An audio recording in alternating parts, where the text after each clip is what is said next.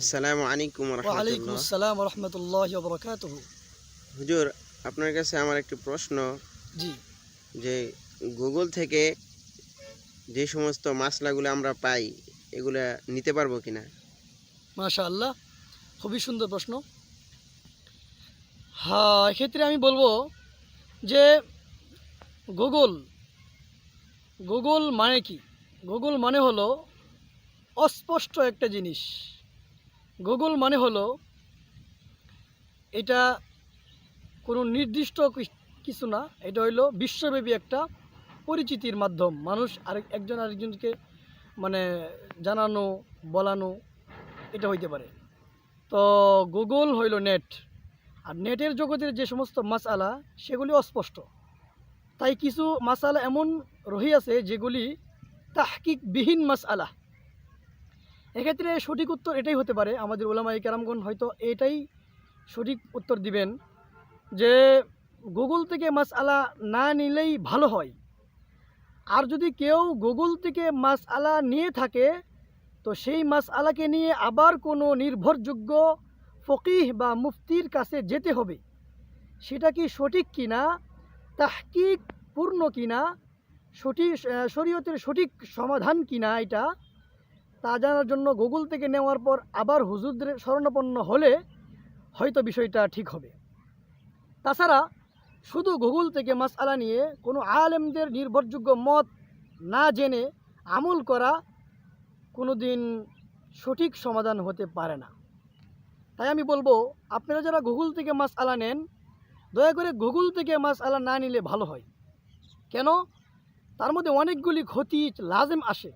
এক নম্বরে, যেমন আপনি গুগল থেকে মাসআলা নিলেন, তো নেওয়ার পরে অস্পষ্ট মাসআলা নিলেন।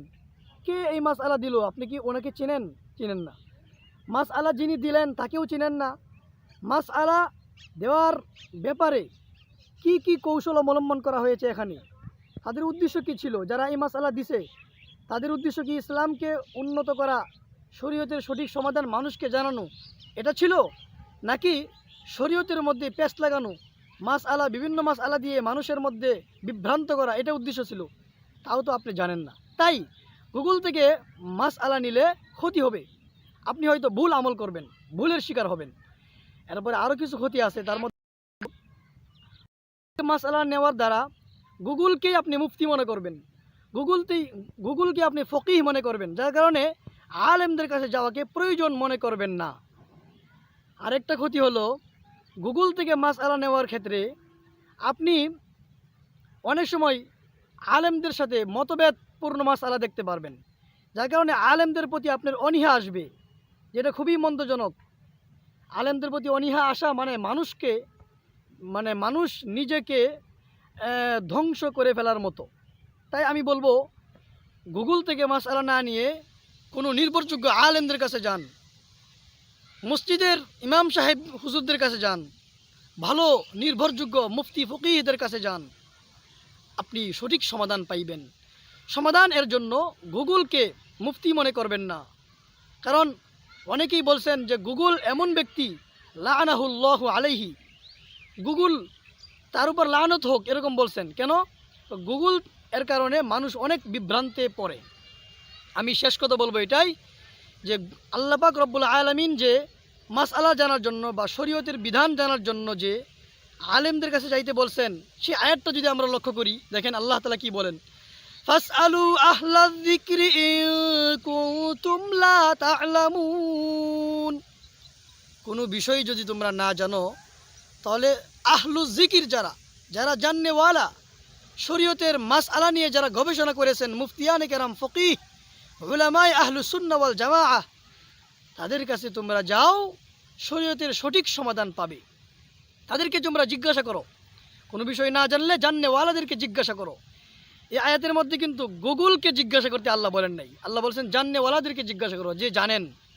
গুগল তো সে জানতেও পারে, নাও জানতে পারে।